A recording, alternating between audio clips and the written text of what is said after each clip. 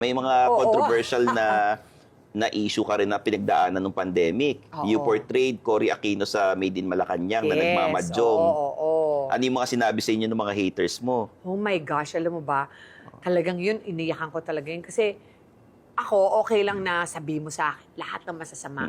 Pero yung sabihin mo, sana ma-experience ng anak mo na ma-torture katulad ng mga ng mga political prisoners natin.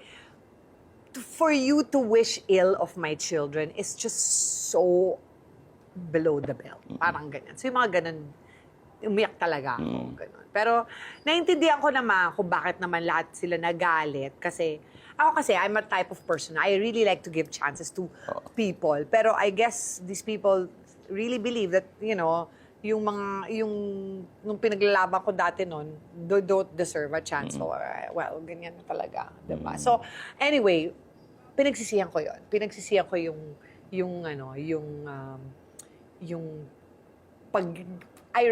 if there was like something I would have I regretted to have done. Di ba ganun yun? Parang, if there's only gonna be one regret in your life, that would be my regret. Yung role na yon.